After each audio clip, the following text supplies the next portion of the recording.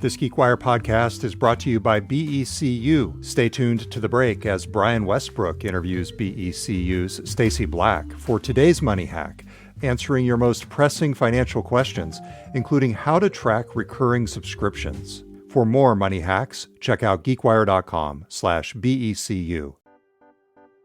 These things really drive a big leap forward in personal productivity and organizational productivity. I liken it to having an Iron Man suit in many ways. And then I think for personal learning, it's like having access to the Matrix without all the messy wires. While wearing an Iron Man suit.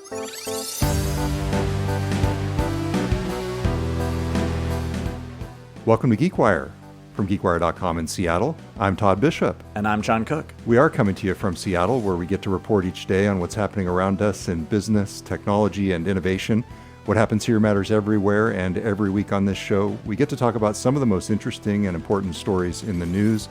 Coming up later on, we'll be talking with an Amazon Web Services executive about the surprising results of a survey that Amazon did about artificial intelligence, and you'd be surprised at some of the budget decisions that companies out there are making related to AI.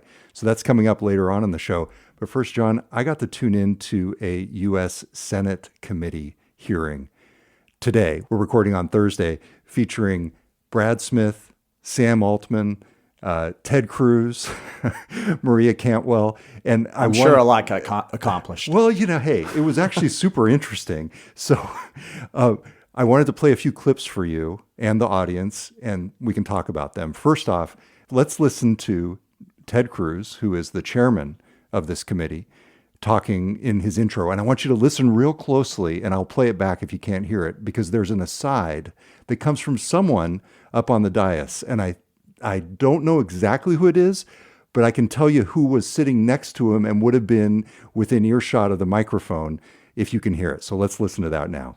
In 1998, Congress enacted a 10-year internet tax moratorium so that state laws wouldn't balkanize and stymie the promise of e-commerce. The results of these decisions were extraordinary. I made a lot of money. By 2000, Did you hear that? I didn't hear the words.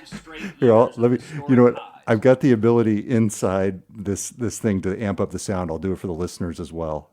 I feel like John Boy here, going back and doing the audio version of the doing lip some reading. lip reading here. Here.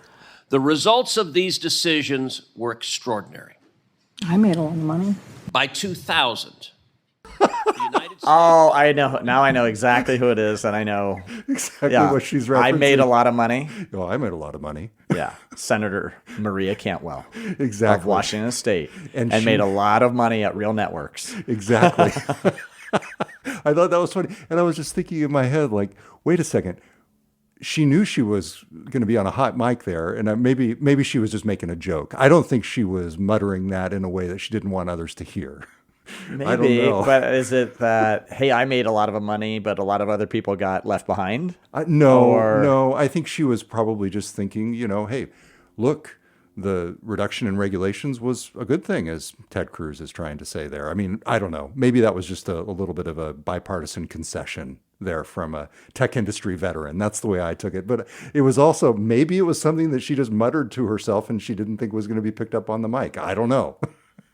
Who would say that to themselves? That's a weird thing to say to yourself. I'm sure it was meant to be heard. It just cracked me up because it was so quiet that it sounded like it might have been. How did you pick that up? I was listening. And you just picked up that little background noise. Yeah, wasn't it funny? It was funny. It's funny that you were listening that closely. Well, hey, come on.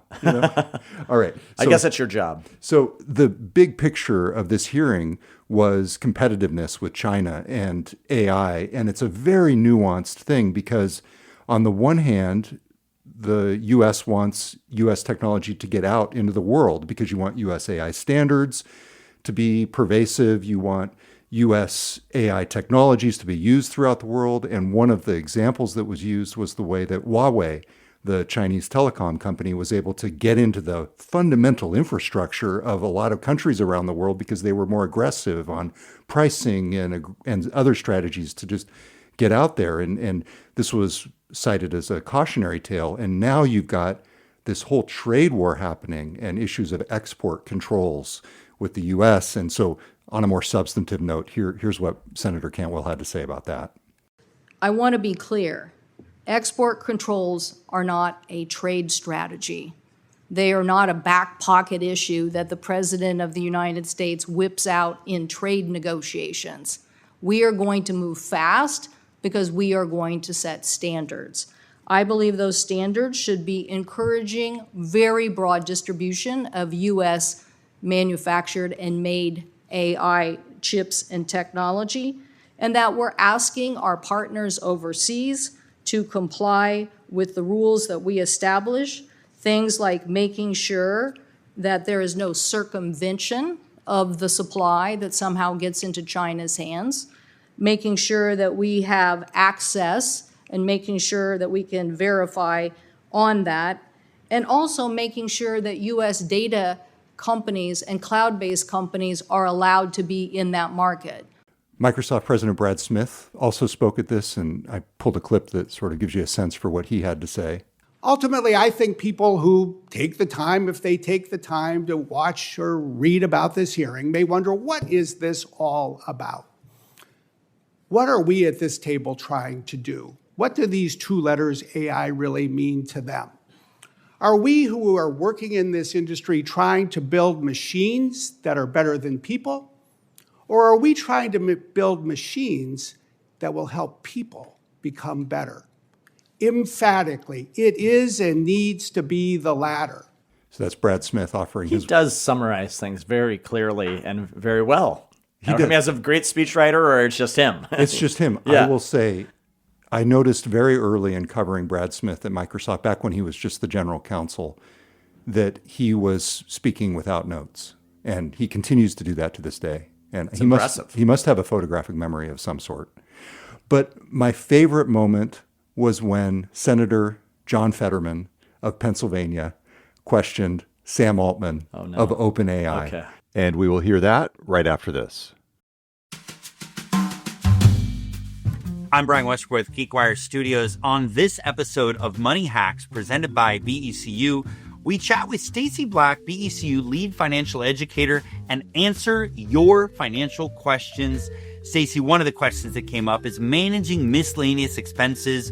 You have a tip specifically for streaming services. I go through and list all my subscriptions, streaming services. I take a look at my bank account and see what's coming out and make sure I remember everything, or my credit card statement, and list them all out and the amounts. Then you want to evaluate what you're really using.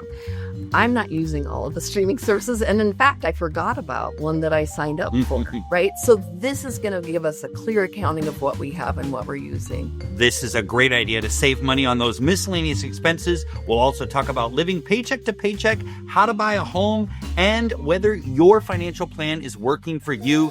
Take a look at all of the episodes of Money Hacks at geekwire.com/BECU. Find more information at becu.org.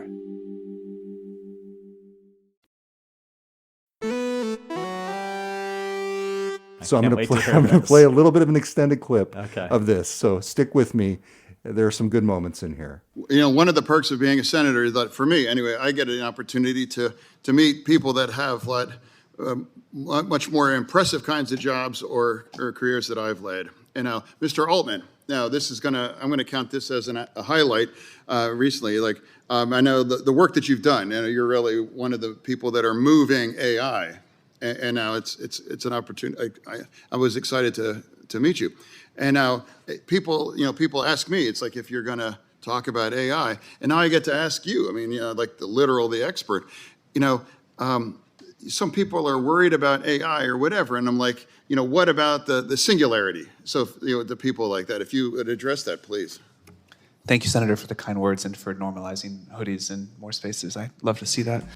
That's a pretty clever comment. For normalizing hoodies in more spaces. Yeah. So obviously John Fetterman is well known for, among other things, his casual dress style. And he was, in fact, wearing a hoodie at this hearing. But more than that, I actually thought that as a little bit off-center as this question was, and not necessarily focused, and there was a good... Kind of the polar opposite of Brad Smith's comments, really. Those back-to-back. A little all over the place. Was he just flattering him? What was the question? Yeah. Exactly. And I won't go into all this here, but there was a very good New York Times profile investigation into John Fetterman recently and what's going on behind the scenes with him. And I'd recommend it, and I'll link to it. But beyond that, I thought that the question actually inspired a very interesting and perhaps the most thoughtful response from Sam Altman of the entire thing. So let's hear that now. I am incredibly excited about the rate of progress, but I also am cautious and I would say, like, I don't know, I feel small next to it or something. I think this is beyond something that we all fully yet understand where it's going to go. This is, I believe, among the biggest, maybe it'll turn out to be the biggest technological revolutions humanity will have ever produced. And I feel privileged to be here. I feel curious and interested in what's going to happen. But I do think things are going to change quite substantially. I think humans have a wonderful ability to adapt, and things that seem amazing will become the new normal very quickly. We will figure out how to use these tools to just do things we could never do before. And I think it will be quite extraordinary. But these are going to be tools that are capable of things that we can't quite wrap our heads around. And some people call that, as these tools start helping us to create future iterations, some people call that singularity, some people call that the takeoff. Whatever it is, it feels like a sort of new era of human history. And I think it's tremendously exciting that we get to live through that and we can make it a wonderful thing. But we've got to approach it with humility and some caution. Here's what struck me about that.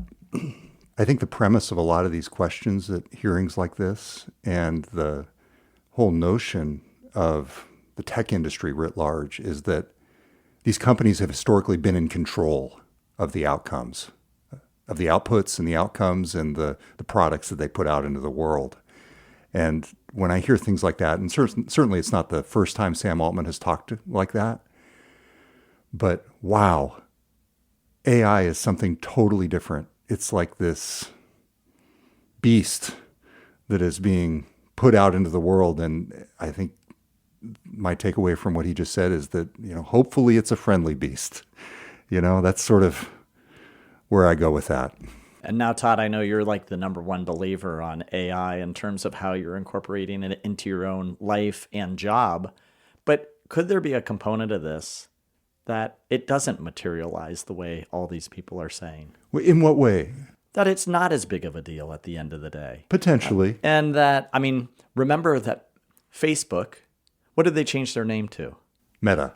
Because of the metaverse. We were all going to be living in the metaverse at this point, right? And so yeah. I'm just being kind of devil's advocate here. I understand. I don't necessarily believe this because I do think it's a groundbreaking technology. That said, maybe it is just overhyped and it's not going to have as big of an impact at the end of the day as we really think it is. I think that's certainly a possibility. I think back to some of the consumer electronics shows that we went to back in the heyday. You remember the IoT consumer electronics show or they all kind of had a theme. Yes. Yeah. Yep. To me, AI... There was all the driverless cars, which is kind of AI and robotics. Autonomy. And we are seeing that now. So sure. 10 years later. To me, AI feels more like internet. Yeah, I would agree with that. It does. And I can tell you the litmus test is now, if you take it away from me, there's been a few times when my internet connection has gone down when I'm on deadline. I've hit a ChatGPT limit, or an internet. Yeah, I told you I hit my limit this week. Yeah. Boy, I feel like someone has taken something away from me that has become vital to my work. Yeah, and we went through this revolution already once when we were traditional newspaper reporters and we were transitioning to the internet. And we were very early on in that wave, and we used those tools very much to our advantage. And we became dependent upon it, absolutely. And then it became the medium. And so I do think it's more closely connected to the internet wave. Well, this hearing went on for more than 3 hours. Senator Amy Klobuchar joked that It went on long enough that the conclave was able to name a pope. That's a pretty good joke. She's clever. Yeah, She's really clever. Yeah. So there was a lot to it. We're just scratching the surface here. I did. What was the overall point of why they were doing this? Just to better understand AI? It was supposed to be about competitiveness and the U.S. and China, and making sure that the U.S. is putting in place the policies and practices, regulations, scientific research, which is a whole other issue right now, given all the cuts. That also came up. Doing all those things in the right way to avoid the repeat of Huawei and the mobile world in a situation with much bigger stakes. Now, from your own reporting capabilities on this, did you listen to the whole thing in its entirety, or did you take the transcript and put it into an AI system to better summarize some of the key points that came out of it? Yes, and yes. Yeah. So you did listen to the whole 3 hours. What I like to do now is I run the audio, I route it in my computer through Otter AI, OTTER. We've talked about this a lot. And that gives me a real-time transcription.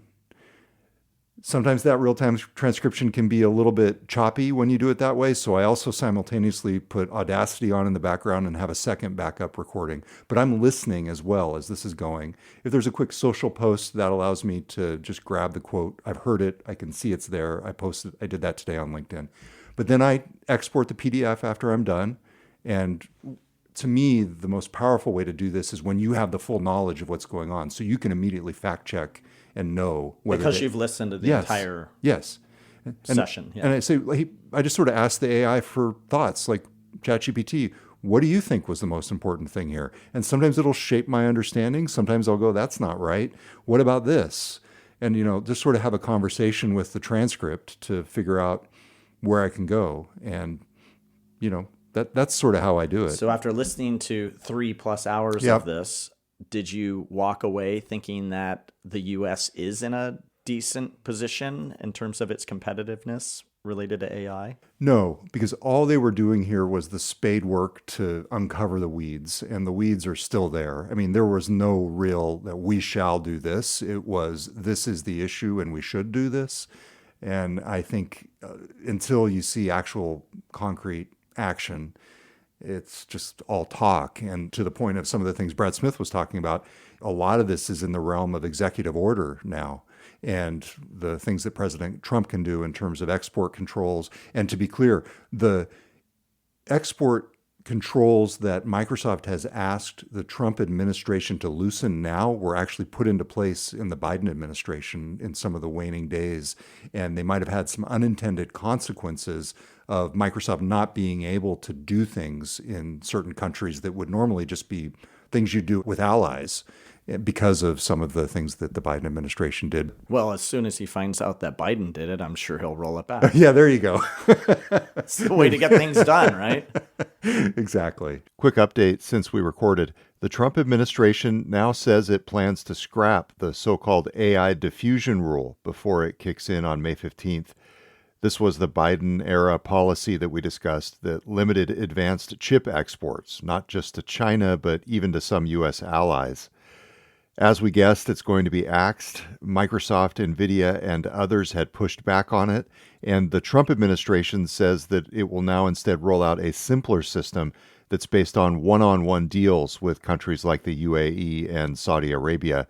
At the same time, it plans to keep and, in some cases, tighten the rules on China. So that was the hearing. Just wanted to give you a quick recap of that. And frankly, I was just kind of thrilled to overhear Maria Cantwell muttering something about her real networks days. All right, coming up next, we will do a deep dive on some surprising findings from an Amazon Web Services study of generative AI.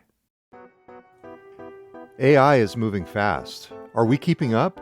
Join Seattle University's Ethics and Tech Conference on Wednesday, June 18th to explore the evolving legal and policy landscape governing AI.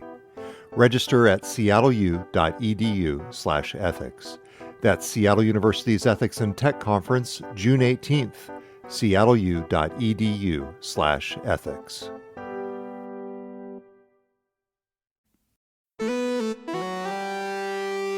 Amazon Web Services this week released a new report that offers a detailed look at how organizations and companies around the world are adopting generative AI. It looks at budgets and leadership roles, training, security, and how companies are implementing AI inside their organizations. One notable finding really stood out to me. That was that generative AI has become the biggest technology spending priority for many information technology leaders in 2025.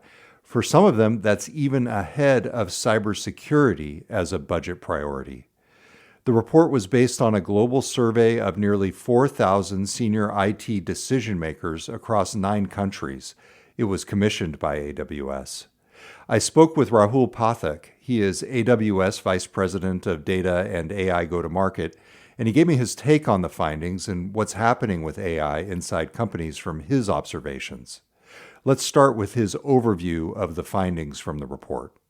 Our goal was to really look at how customers in general are thinking about Gen AI. We partnered with Access Partnership for them to execute the study in a vendor agnostic way. Then I think the big things that, that jumped out for us were just, I think, the sheer interest in generative AI. So we've got, 9 out of 10 organizations that were surveyed are, in the process of deploying AI tools at different stages, which is just remarkable adoption. We also found that generative AI investment was the top budget priority for a majority of these organizations in 2025. And in some cases, even ahead of their existing security investments. So just broad application is what we kind of took from that. We also found, there's dedicated AI leadership starting to emerge. I think the idea that, it's not just about technology, but also about change management and transformation. That's something that we're seeing as well. And then I think there's overall pieces around needing to upskill and just train people in new techniques. And then I think we also are looking at, the importance of responsible AI and how to get to a place where customers can trust what they're using and getting from these tools. And I think the other big takeaways around customers looking at using existing models and then customers looking to work with third party and partners. So we think this is a space where partner ecosystem matters a lot. I know it's obviously vendor agnostic, but is this the kind of study that AWS would take itself and use in part to inform its go-to-market approach with some things? Yeah, absolutely. I mean, I think the information in here is super relevant. It matches up to kind of what we see in the field. And, I think it is definitely an input into thinking about how we go to market. As an example, I think the emphasis on partners, existing model providers, that's an area that we've long believed in this space. Bedrock, exactly, model choice. And then I think the partner ecosystem, both sort of ISV and then also on the implementation side with SIs and GSIs, that's another big place. And so, I think in many ways, our initial strategy anticipated many of these ideas, and it's good to see it validated. And then we've long had investments in things like responsible AI, guardrails, all with the aims of increasing the confidence that customers have in trusting the outputs of generative AI.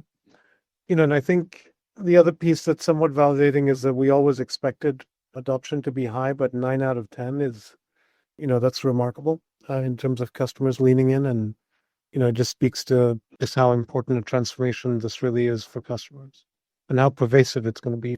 I have to tell you the takeaway on the, in some cases, organizations are prioritizing generative AI over security spending made me go, give me your take on, I don't want to bias your response, but what's your takeaway from that, Rahul? That one was also something that gave me, just made me step back and try and think about it. I think for us, security is always job zero. I suspect it's true in this case as well.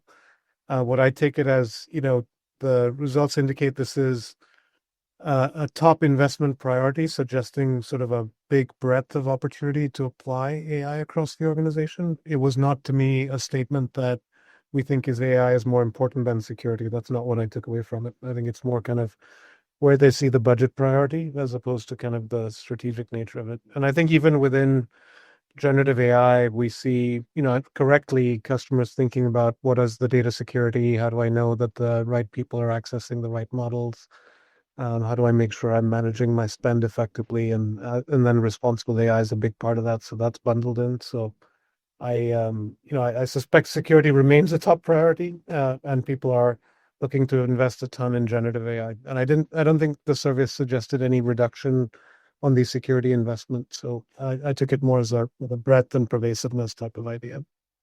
On that topic, are you seeing data security drive buying decisions in terms of which platforms and technologies companies choose to use? We absolutely see that, especially enterprise customers in regulated industries. They've got a big priority placed on data security, data governance. Can we trust that none of our responses will leak into the model, or anything that they do to customize will leak without their explicit approval? And that's something that we always took a very strong position in Bedrock. Nothing's logged. Any fine tuning is done on a private copy of the model.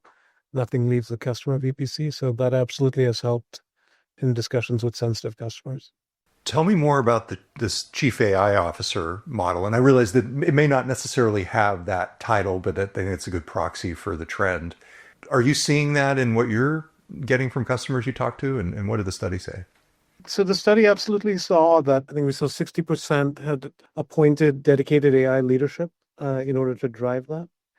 And 26% were also planning to create these positions next year on top of that. So, I think a big push to have a clear owner on the generative AI side. I think that's important because you need this combination of sort of top-down drive as well as bottom-up education and training and commitment. But I think one of the things that we've seen is that a lot of AI applications often require a user to change what they've been doing. And anytime you've got to drive kind of habit change, you typically will need some sort of top-down mandate in order to get that to happen as you kind of deal with that period of retraining before you get to the next leap in productivity.